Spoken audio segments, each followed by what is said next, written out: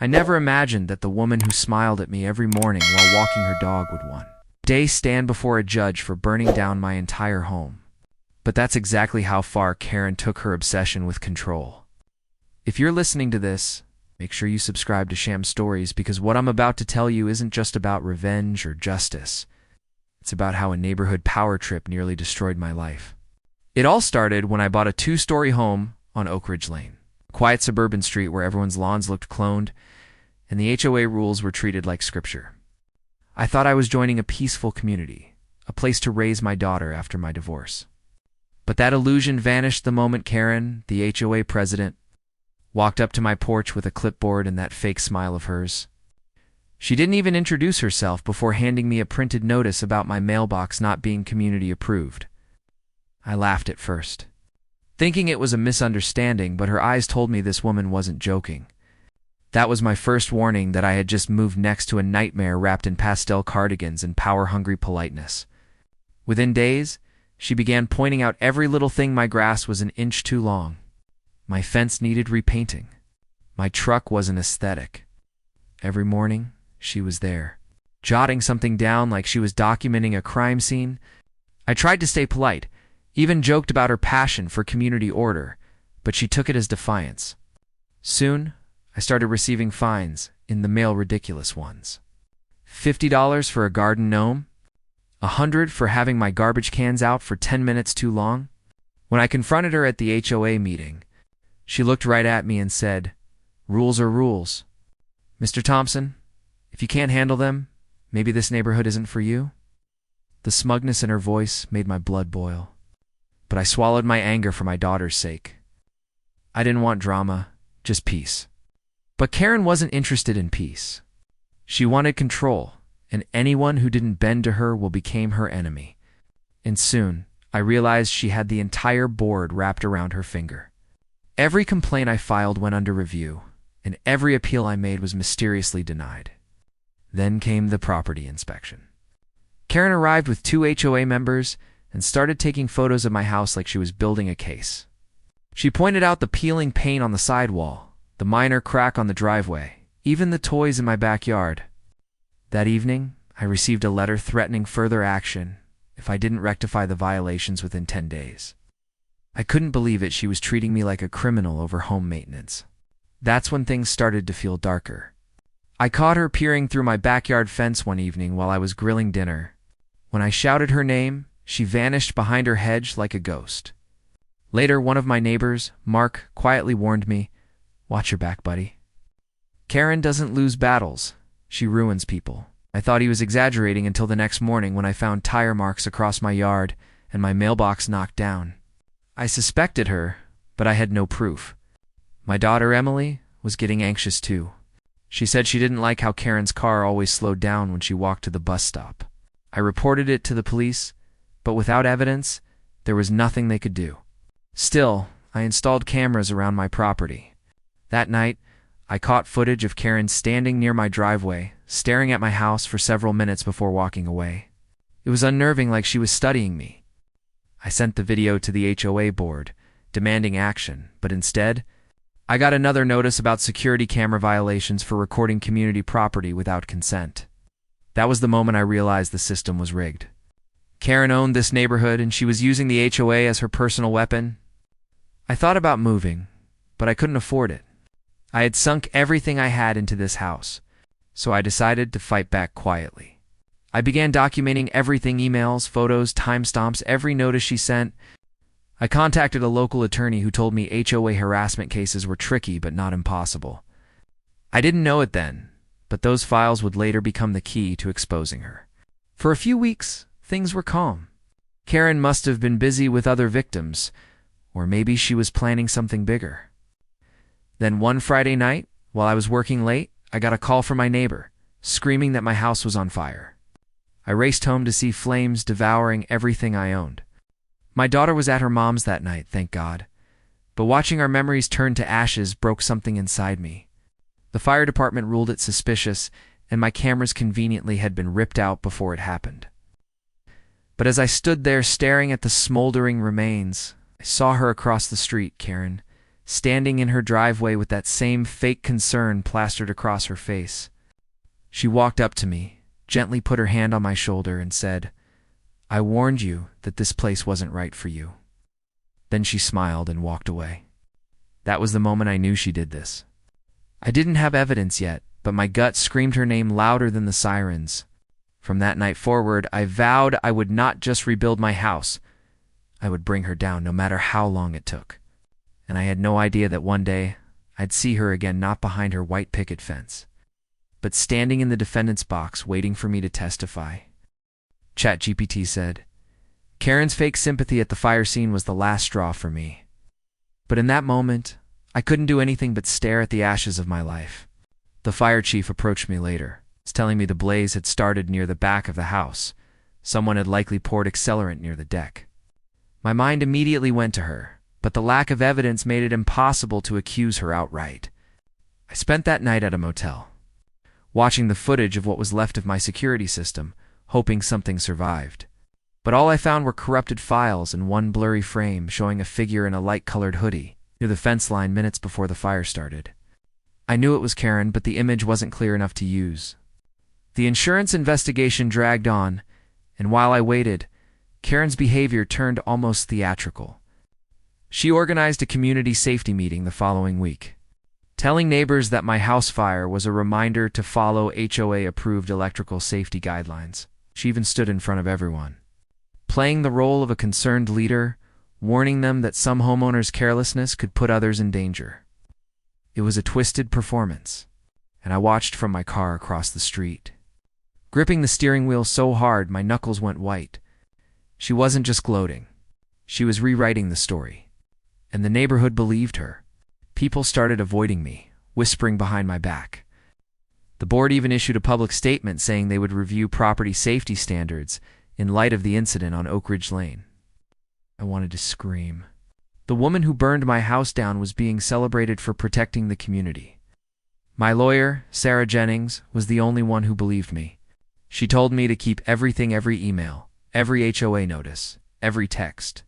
We filed a civil harassment complaint, though without proof, it was an uphill climb. I rented a small apartment across town and drove to Oak Ridge Lane almost daily, hoping for a slip-up. I couldn't let it go. It wasn't just about the house anymore, it was about my sanity. Karen had taken everything from me, and she was walking free, acting like a hero. Months passed, and the investigation stalled. Then, one day a man named Ray, a landscaper who worked in the area, showed up at my door. He said, "You don't know me, but I saw something the night of the fire." My heart nearly stopped. He told me he had been finishing a late job nearby when he saw a woman in a robe and slippers walking from my backyard toward Karen's house around the time of the fire. He hadn't come forward before because he didn't want trouble with the HOA. Karen had fined him multiple times for unauthorized vehicle presence. He described her, and it matched perfectly. Sarah arranged to have him give a statement, and suddenly things started to move. The police reopened the case. When they searched Karen's home with a warrant, they found something shocking to gas cans in her garage, one with traces of accelerant matching what was found at my property. Still, her lawyer argued they were for gardening equipment. But the turning point came from Karen herself. In her arrogance, she had emailed one of her board members days before the fire saying, "Maybe now he'll learn to follow the rules." The timestamp matched the night of the blaze. When detectives confronted her, she broke down, insisting it was just a figure of speech. It wasn't. The DA charged her with arson and property destruction. When the news broke, the neighborhood flipped. People who had ignored me started sending messages, apologizing for believing her lies. But the damage was already done. My home, my reputation, my peace of mind, all gone. The trial date was set for early spring, and I prepared myself for the moment I'd face her again. The day before the trial, I drove by what used to be my home. The foundation had been cleared, and only a patch of scorched earth remained. I stood there, remembering the birthday parties, the laughter, my daughter's first steps in that living room. It felt like visiting a grave. Karen had tried to erase me, but she didn't know she had just created her own undoing. When I walked into the courtroom the next morning, she was already there, wearing a light blue blazer, looking polished and calm like she was attending a PTA meeting. Her eyes met mine for a moment, and she smiled. A quiet, chilling smile that said she still thought she could win. The prosecutor began outlining the case, the accelerant evidence, the witness statement, the emails. Karen's lawyer tried to discredit Ray, painting him as an unreliable worker with a grudge against the HOA. I could feel the tension thickening with every word. But when they played a recovered piece of audio from Karen's phone, her voice saying, "Let him see what happens when you break my rules," the courtroom went silent. She looked stunned, realizing her arrogance had sealed her fate. I thought I'd feel satisfaction, but instead, I felt hollow. Watching her crumble didn't rebuild my house or erase the fear she'd planted in me. Still, justice was unfolding before my eyes. During a recess, Karen tried to approach me. The bailiff stopped her, but she called out, "You ruined my life too." The words echoed through the hallway, twisted and delusional. It was almost laughable, the idea that she saw herself as the victim. The trial lasted 3 days, and every moment felt like reopening a wound. But as Sarah presented the timeline, each violation notice, each threat, each manipulation, I realized this wasn't just about me. Karen had bullied everyone on that street for years. I was simply the one who stood up and fought back. When the closing arguments ended, the jury left to deliberate, and I stepped outside for air. The courthouse steps felt surreal under my feet. The sky was gray, the kind of weather that carried weight. I thought about how much had changed since that first day I met her with her clipboard and smug tone. I had lost everything tangible, but in its place, I had found something deeper, a resolve that couldn't be burned down. When I returned to the courtroom, I saw her sitting there, hands clasped, whispering something to herself. Maybe it was regret, maybe just fear. Either way, I knew that no matter what verdict came, she'd already lost something she'd never get back: control. When the jury filed back into the courtroom, the air felt heavier than I could remember. Like every breath carried the weight of months of pain and memories that refused to fade. I sat at the edge of my seat, my palms sweaty, my heart pounding so hard that I could hear it echo in my ears. Karen sat just a few feet away, her face pale, her lips pressed into a thin line. She tried to keep her composure, but I could see her fingers trembling against the polished wood of the defense table. The foreman stood and handed the verdict slip to the judge. And for a moment the entire room fell silent, no whispers, no coughs, nothing but the hum of the overhead lights. When the judge read the words "guilty on all counts," I didn't cheer or cry. I just exhaled. It was the first real breath I had taken since the night of the fire. Karen didn't move at first. Her eyes darted around the room as if searching for someone to save her. Her attorney leaned in to whisper something, but she didn't seem to hear him. When the bailiff approached to take her into custody, she finally broke her silence. "He did this," she shouted, pointing at me. "He ruined my reputation. I just wanted to make him follow the rules."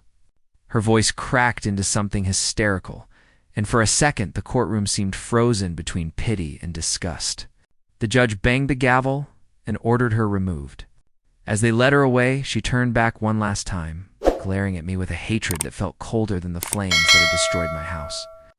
I thought that moment would bring me peace, but instead, I felt something else: emptiness. Because when someone like Karen destroys your life, even justice doesn't feel like victory. It feels like survival. After the trial, I walked outside with my lawyer, Sarah, who gave me a small smile and said, "You did it? Alex, it's over now." But deep down, I knew it wasn't. There were still insurance battles, rebuilding plans, therapy sessions for my daughter, and the haunting reality that I would never look at a quiet suburban street the same way again. Reporters were waiting outside the courthouse, cameras flashing, voices calling my name. I gave one short statement: no one should ever fear their own neighborhood, and then I left. The story spread fast. Local news called it the HOA arson case, and Karen's face was on every headline. People were shocked that a homeowners association president could go that far. But for anyone who lived under her reign, it wasn't surprising, it was inevitable. Over the next few weeks, I tried to pick up the pieces. I spent my days at construction meetings, and my nights helping Emily with her homework in our small apartment. She had been brave through everything, though I could see how much it had affected her. Sometimes she'd wake up from nightmares about fire alarms or whisper, "Dad, is she coming back?" I'd hold her close and tell her, no, that Karen couldn't hurt us anymore. But part of me didn't believe it. I had seen the way she looked at me when she was taken away, like someone who would never forget. Then, one morning, Sarah called with unexpected news. Karen's sentencing hearing had been moved up.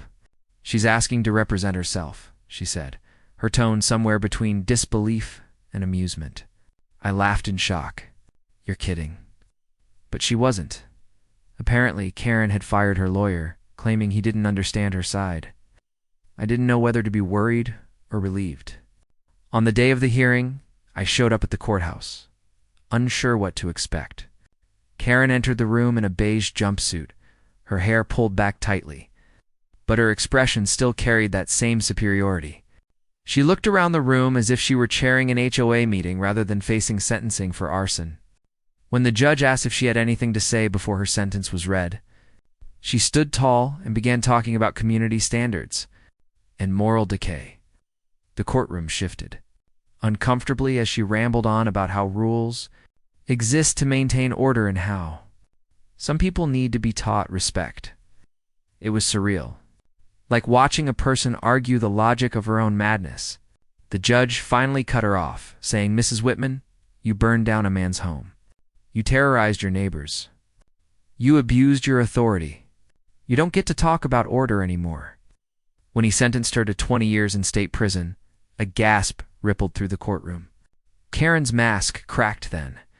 Her posture sagged, her mouth trembled, and her eyes went wide in disbelief. It was the first time I had ever seen her look human. But then, just before they took her away, she turned to me and said something that still echoes in my mind. "You think this ends with me? You'll see. They always come back." I didn't know what she meant, but the words chilled me. Even behind bars, she was trying to keep control, trying to plant fear. After the sentencing, I went back to the site of my rebuilt house. The new foundation was nearly done, and as I stood there watching workers move across the lot, I realized something important. Karen hadn't just burned my house. She'd burned her own mask. Everyone in that community now saw her for what she really was, a tyrant disguised as a neighbor. Neighbors began calling me, telling me their stories, how she had threatened fines for decorations, called police over parked cars, even banned kids from playing basketball in their own driveways. People were finally speaking up, finally free. It was strange, though. Even with her gone, I sometimes caught myself looking over my shoulder, half expecting to see her standing there with that clipboard. That's the kind of scar she left, one you can't see but always feel. I started attending therapy to deal with the trauma, something I should have done months ago. My therapist told me it wasn't weakness. It was healing. Slowly, I started sleeping again. I laughed more with my daughter. I even joined a neighborhood rebuilding committee, ironically enough, to make sure no one like Karen ever got that much power again. But deep down, a part of me couldn't shake the sense that this wasn't the last I'd hear of her. There was something in the way she said those final words, something cold and certain, as if she knew something I didn't. In the months after Karen's sentencing, life slowly began to regain its rhythm, though the shadow of what she'd done still lingered in the corners of my mind. The new house was coming together piece by piece, and every nail hammered into the frame felt like reclaiming a part of myself she had tried to destroy. Emily and I moved back in just before spring, and though the place was beautiful, modern, and safe, it didn't feel like home right away. It was strange, everything was new, yet I still caught the faint scent of smoke whenever I closed my eyes. The neighbors were different now, too. Some had moved away after the trial, not wanting to live in a place that had become known as the site of an arson scandal, while others went out of their way to welcome me back, almost like they were trying to make amends for the silence they'd kept when Karen was in charge. One afternoon, Mark, the same neighbor who had warned me long ago to watch my back, came over with a basket of baked goods. "Glad to see you're rebuilding, man," he said. "The street's been a lot quieter without her." Both laughed awkwardly, but there was a heaviness to it. Karen had left a stain that no new paint or landscaping could cover. People avoided mentioning her name, like saying it might somehow bring her back. But her name was burned into my story now, whether I liked it or not. I tried to move forward, focusing on work, parenting, and making the new house feel alive. Emily seemed to be doing better till she made friends again, started art classes, and no longer flinched when she heard sirens. For a while it felt like we had finally escaped the chaos. But peace in Oak Ridge never lasted long. One day, while checking my mail, I noticed a plain white envelope with no return address. Inside was a single printed sheet of paper that read, "You built over the ashes of your mistake." It's no signature, no clue who sent it. My chest tightened instantly. It couldn't be from Karen. She was in prison. Still, the words made my hands tremble. I called Sarah, my lawyer, who told me not to overthink it. "It's probably some sick prank," she said. "People do weird things when they know someone's story went public." I wanted to believe her, but something about the phrasing, the tone of control, the veiled threat felt too familiar. That night, I barely slept. I kept replaying Karen's final words at her sentencing. "You think this ends with me?" They always come back. I tried to push it out of my head, but the next morning, another letter appeared. This one said, "She was right about you." That's when I knew this wasn't random. Someone out there still carried her twisted loyalty. I contacted the police, who agreed to open an investigation, but without fingerprints or evidence, they couldn't do much. They suggested installing cameras again, and I did inside, outside, every angle covered. I even set up motion lights along the fence line. For a few weeks, nothing happened. I started to convince myself I'd overreacted. But then one night, the cameras caught movement. A person standing just beyond the streetlight across the road, watching the house. The footage was grainy, and the figure was hooded. But the stance, the way they tilted their heads slightly while observing, reminded me too much of her. My stomach churned. I sent the clip to the police, and they agreed to increase patrols in the area. Emily didn't know about the letters or the video. I didn't want to scare her. She had already lived through enough. But keeping secrets from her made me feel like I was back in the nightmare Karen created, living on edge. Waiting for the next move. A week later, I received another letter, this time handwritten. She might be gone, but her rules remain. I could feel my pulse pounding as I read it. Someone was deliberately trying to unsettle me. I started to dig into Karen's past, something I'd avoided before. Through Sarah's contacts, I learned that Karen had been part of several HOA boards before Oak Ridge, and every single one had ended in controversy. There were lawsuits, complaints of harassment, even one restraining order from a family who had claimed she'd stalked them after they refused to repaint their house. Somehow, she always managed to slip through, reinventing herself in new neighborhoods until Oak Ridge became her empire. It dawned on me then that she probably had followers, people who admired her brand of order. It made me sick. The more I researched, the more I found traces of her influence online, private Facebook groups with names like Preserving HOA Integrity, where old messages from her still circulated, preaching about discipline and community enforcement.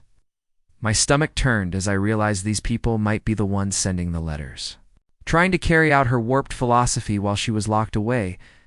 The thought of it reignited something fierce in Mia, determination not to let her ghost control my life any longer. I decided to go public again, giving a follow-up interview to a local journalist who had covered the trial. I told them about the letters, about the fear that wouldn't go away, about how HOA power could be abused when left unchecked. The story went viral online, sparking debates and outrage. People shared their own experiences with overreaching neighborhood boards. My inbox flooded with messages from strangers saying my story gave them courage to speak out. For the first time in a long while, I felt like something good might come from all this pain. But the attention also brought something else, danger. 2 days after the interview aired, I came home to find the words "Rules, Restore Order" spray-painted across my garage door in red. My throat went dry. The letters were huge, dripping like fresh blood. Emily wasn't home yet, thank God. I called the police again, and this time they took it seriously. They dusted for prints, took photos, and assigned a detective to the case. But deep inside, I already knew this wasn't random vandalism. It was a message. Someone wanted me to know that Karen's ideology lived on. Even if she didn't, the thought that people could still be doing her bidding chilled me to my core. I started sleeping with a baseball bat near the bed, double-locking every door, keeping my phone close at all times. Every creak in the floorboards at night made my skin crawl. Yet through the fear, there was something else growing in me to resolve. Karen had once tried to make me leave Oak Ridge. Now, I refused to run. She could haunt me from prison. Her followers could threaten me, but I wasn't giving them the satisfaction of winning. If they wanted to intimidate me, they'd pick the wrong person this time. I had already survived the fire once. I could do it again if I had to. The next few weeks blurred into a haze of police reports, sleepless nights, and the uneasy feeling that someone was constantly watching me from just out of sight. The vandalism had drawn local attention. The media's renewed interest in my case brought police patrols through Oak Ridge almost nightly, but no arrests. Whoever was behind the threats knew how to stay hidden, which made it worse. They weren't just trying to scare me. They were patient, calculated, just like Karen had been. The detective assigned to my case, a calm man named Officer Reynolds, came by regularly to check the new camera footage and gather updates. He told me something that stuck with me. People like her, they don't just disappear when they're locked up. They plant seeds. Sometimes it takes years for them to stop growing. It sent a shiver down my spine. But it also made me realize this was bigger than one woman. It was about the control she had infected people with. One night I was in the living room watching TV when I heard something outside, a faint scraping sound near the back fence. My stomach dropped. I muted the television and listened. There it was again, like metal dragging across wood. I grabbed my flashlight and the bat and crept toward the sliding door, trying to keep my breathing steady. When I shined the light through the glass, I caught a glimpse of a figure darting behind a tree. My pulse spiked. I shouted, "Who's there?" But there was no response. By the time I ran outside, the yard was empty except for a small object lying near the GATA metal badge, the kind HOA volunteers used to wear during inspections. My hands trembled as I picked it up. It had the Oak Ridge HOA logo engraved on it, and beneath that, the words, Vice Chair, Enforcement, Karen's old title. I called the police immediately, but by the time they arrived, whoever had been there was gone. The detective examined the badge, said it was probably left on purpose, a psychological play. He wasn't wrong. That night I didn't sleep. I just sat in the living room with the lights on, staring at that badge sitting on the coffee table like a curse. By morning, exhaustion finally caught up, and I drifted off for a few hours, only to be jolted awake by a phone call from an unknown number. I hesitated but answered. A woman's voice, distorted like it was coming through a cheap voice changer, said, "You can rebuild your house, but not your guilt." Then the line went dead. My heart pounded so hard it hurt. I played the voicemail for Officer Reynolds later that day, but the number was untraceable. He promised to run it through their system, but I could tell from his tone that they didn't expect to find much. I was starting to unravel inside. Every sound, every shadow felt like her. I tried to hide my fear from Emily, but kids sense things adults try to bury. One night, she came into my room and said softly, "Dad, I heard you talking to Mom on the phone. Are you okay?" I forced a smile and told her everything was fine, but her eyes told me she didn't believe it. I didn't want her to grow up afraid, yet that's all I seemed to be teaching her lately. A few days later, I decided to drive to the prison where Karen was being held. Part of me wanted closure. Part of me wanted to see if she had orchestrated this madness from behind bars. It took a week to get approval for a visitor's pass. When I finally walked into that visitation room, my chest felt tight. She was already sitting there, dressed in an orange jumpsuit, looking older, thinner. But her eyes, those cold, calculating eyes, were exactly the same. She smiled when she saw me. "Alex," she said, her voice unnervingly calm. "I was wondering when you'd come." I sat across from her, fists clenched, trying to control the flood of anger building inside me. "Are you still trying to mess with me?" I asked. "Because whatever you're doing from in here, it's not going to work." She tilted her head slightly. "You think I'm behind what's happening to you?" "Oh, Alex, you still don't get it. I don't need to do anything. People follow order when they see chaos. She leaned closer, her voice dropping. "You brought chaos." I glared at her, trying not to let her words get under my skin. "You burned my house down, Karen. You destroyed everything I had." She smiled again, almost sadly. "You built something I couldn't control, so I fixed it. That's what leaders do." My hands trembled with fury. "You're sick." She chuckled softly. "Maybe, but sickness spreads, doesn't it?" Before I could respond, the guard signaled that time was up. She leaned back, her expression softening.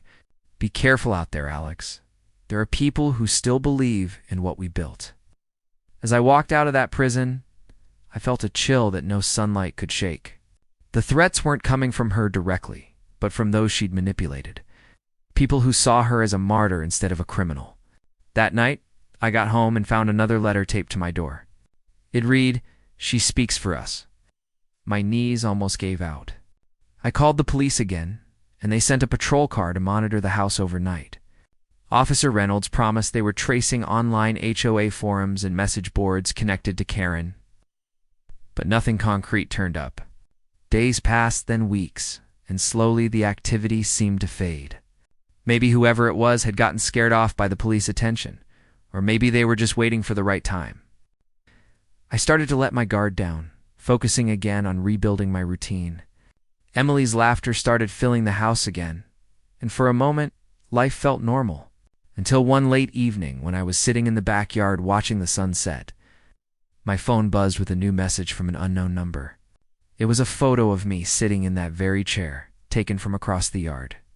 No text, no explanation, just that single image. My blood ran cold. I stood up immediately, scanning the fence line, the trees, the street, but there was no one there.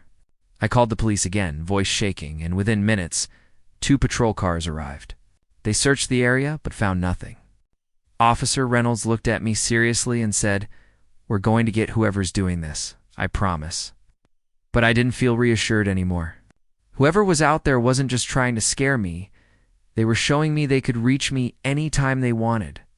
I sat awake that night, watching the security feed on my phone, jumping at every flicker of motion.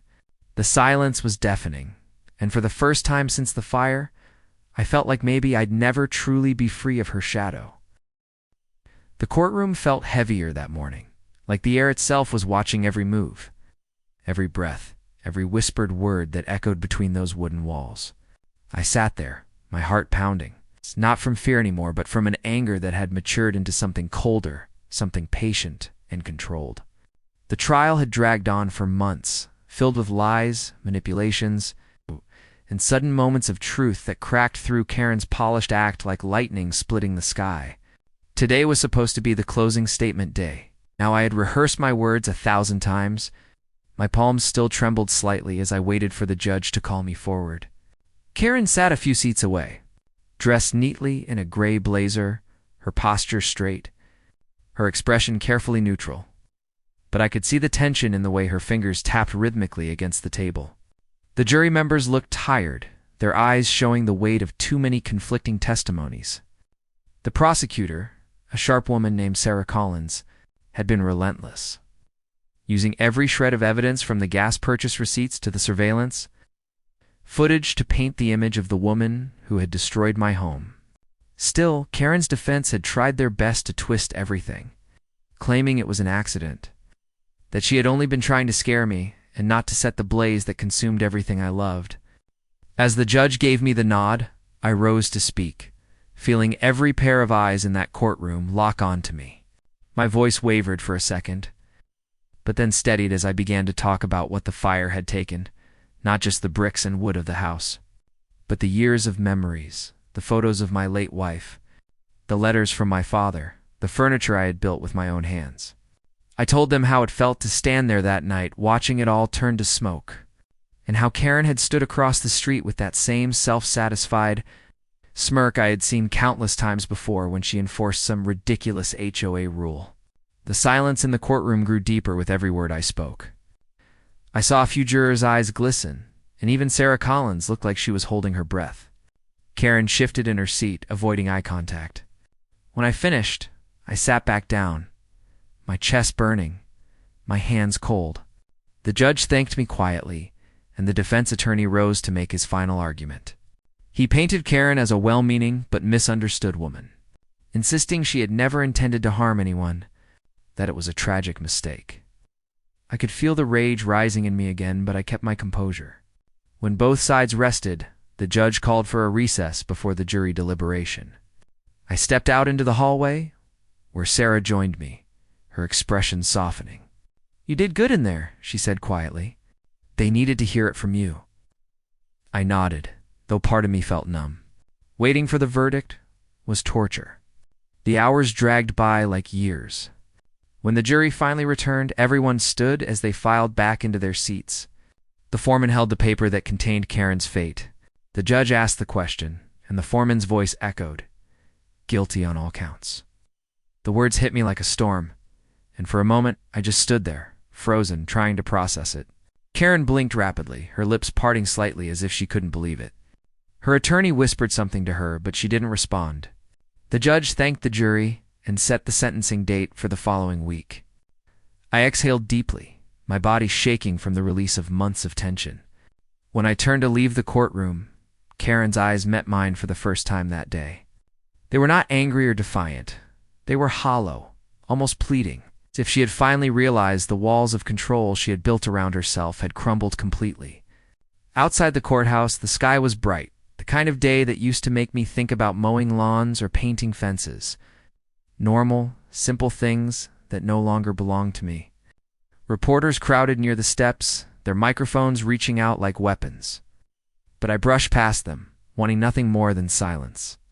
Over the next few days, I avoided the news, trying to focus on rebuilding physically and emotionally. I stayed in a small rental, a bare apartment that smelled like paint and fresh plaster, but at least it had a roof. Each night I sat on the balcony, staring at the stars, thinking about how much had changed since the fire. I wondered if justice would ever feel like peace. The sentencing hearing came faster than expected. As I entered the courtroom again, I was surprised by how calm I felt this time. Karen was already there, wearing the same gray suit, her hair pulled back neatly, but her face looked paler, drained. The prosecutor's table was stacked with documents, and the courtroom buzzed quietly until the judge entered. Everyone stood. When we sat, the judge began to summarize the case, speaking about the destruction, intent, and the danger she had caused. Karen's lawyer made one last plea for leniency, saying she had suffered enough from the public backlash. The prosecutor argued firmly that she deserved the maximum sentence for arson and reckless endangerment. Then the judge turned to me, asking if I wanted to speak before sentencing. I stood again, my hands steady this time. "Your Honor," I said, "I don't hate her. I hate what she did, what she became, what she thought she could take from me. But I'm still standing. I'm rebuilding. That's something she'll never be able to destroy." The judge nodded slightly, then faced Karen. Her voice was calm but sharp as she read the sentence, 15 years in state prison, with no chance of early release. A collective murmur rippled through the room. Karen's mouth fell open. Her lawyer put a hand on her shoulder, but she shook him off, her eyes darting toward me once more. Filled now with something between shock and fury, the guard stepped forward as she began to tremble, her voice breaking into stammered protests. The judge banged the gavel. Court adjourned. As Karen was led away in handcuffs, I felt an unexpected pang, not pity, but a strange acknowledgement that both of us had lost something we could never get back. Outside, the wind picked up, scattering a few leaves across the courthouse steps. I watched them swirl, feeling the weight lift slowly from my shoulders. I didn't smile. I just stood there, breathing, realizing that while justice had been served, healing was still a road I hadn't yet walked. And though Karen was gone, her shadow, the memory of her voice, her rules, her arrogance still lingered at the edge of my mind, reminding me that even victory can carry ghosts. Months passed after the sentencing, and life slowly began stitching itself back together. While the scars beneath the surface would take far longer to fade. The ashes of my old house had long been cleared away, placed by a quiet lot surrounded by wild grass and the faint smell of charred earth that still lingered when it rained.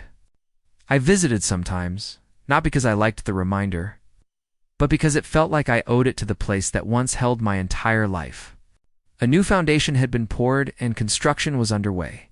The sound of hammers and saws filled the air in the daylight, almost like a heartbeat pulsing back into something that had once died. My neighbors, the few decent ones who hadn't sided with Karen, would stop by now and then to check on me, bringing coffee or offering help, their faces finally relaxed. Free of the fear and control that used to hang over them under Karen's reign, the HOA board had collapsed shortly after her arrest. Most of them resigned quietly, ashamed or frightened by the backlash, and a new group was being formed, this time led by decent, level-headed people who actually cared about the community. For the first time in years, the neighborhood felt alive, not like a prison built out of rules and fines. Still, I often found myself waking in the middle of the night to the faint echo of fire crackling in my dreams. My mind replaying that night in flashes, the orange glow, the heat, Karen's distant silhouette standing across the street. I'd sit on the edge of my bed, breathing through it, reminding myself it was over, that she was behind bars, that justice had finally caught up. One afternoon, a letter arrived. The envelope was stamped with the state penitentiary seal. My hands hesitated before opening it. Inside was a handwritten note from Karen. The writing was neat but shaky, the words heavy with something between apology and denial. She claimed she never meant for things to go that far, that she had been pressured by the board, that she had lost control of herself. She said she was sorry for my loss but couldn't bring herself to say she did it on purpose. It was a strange letter, half confession, half self-defense. I read it twice, then folded it carefully and tucked it into the back of a drawer. I didn't forgive her, not then, maybe not ever. But a small part of me understood that her punishment wasn't just the prison bars. It was living every day knowing she had destroyed everything for a sense of power that turned to dust. A few months later, I was invited to attend a community rebuilding event. The new HOA wanted to restore unity in the neighborhood, plant trees, repaint fences, and rebuild what had been lost to Karen's cruelty. Standing there with the others, paintbrush in hand, laughter around me, I realized how far we had come. The same street that had once been silent under Karen's watchful eyes now echoed with music and kids playing on their bikes. It wasn't perfect, but it was human again. Still, part of me couldn't shake the irony that even after burning my house to the ground, Karen's story wasn't done haunting me. One morning, about a year after the sentencing, I got a call from Sarah Collins, the prosecutor. Her voice was steady, but there was something cautious in her tone. She told me Karen had filed an appeal trying to get her sentence reduced. My stomach turned as the memories rushed back. Sarah assured me it was unlikely to change anything, but she thought I should know. I thanked her and hung up, staring out at the rising sun that poured through the half-finished window frames of my new house. I didn't feel anger this time, just exhaustion. Karen would keep trying to rewrite the story in her favor, to twist justice the same way she twisted her HOA rules. But the truth was already written, carved into the record, witnessed by too many eyes. When the appeal was eventually denied months later, I felt nothing but quiet relief. I had learned that revenge wasn't about destruction, it was about endurance. I had survived what she thought would break me. The day my new house was finally finished, I stood on the porch as the sun dipped below the trees, casting long shadows across the yard.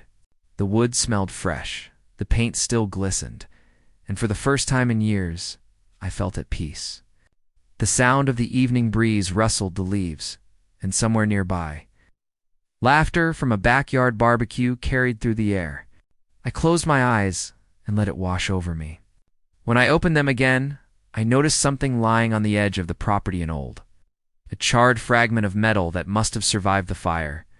I picked it up, realizing it was part of my old mailbox, blackened, but still bearing the faint outline of my name. I placed it on a small shelf inside, as a reminder that even from ashes, something of me had endured. Months later, on the anniversary of the fire, I visited the courthouse again, and not for a case, but to thank Sarah for what she had done. As I walked through those familiar doors, I saw the same benches, the same worn tiles, and felt a strange calm settle over me. Karen's trial had ended here, but my healing had begun here too. Before I left, I glanced at the courtroom door one last time, imagining her sitting there during sentencing, the pride gone from her face, replaced by the realization of what she had lost. It made me think about how fragile control can be when built on cruelty. When I stepped outside, the air felt lighter. I got in my truck and drove down the same road that had once led me home to ashes, now leading me back to a new beginning. The neighborhood was alive again. Kids ran through sprinklers, dogs barked, and porch lights flickered on one by one. It wasn't the same place I once knew. It was better. I smiled slightly, feeling that maybe, just maybe, the fire that destroyed everything had also burned away the poison that once ruled us. But deep inside, I also knew one truth. People like Karen never disappear completely. They linger in new forms, in new faces, waiting for control, waiting for weakness. And I promised myself that if I ever saw that kind of power rising again, I wouldn't stay silent this time. Because silence had cost me everything once, and I'd never let it happen again. This story isn't just about loss or justice. It's about rebuilding what they can't take: strength, dignity, and peace. If you've ever faced someone like Karen, someone who tried to destroy you, control you, remember this. You can rise from the ashes stronger than before. They can burn your house, your name, your past, but not your will to stand. And if this story moved you, if it reminded you of your own fight against the unjust, then make sure you stay with me till the next one. Because this was only one battle in the long war between power and truth. Subscribe to Sham Stories for more real-life inspired tales that expose how far people will go for control, and how much stronger we become when we fight back.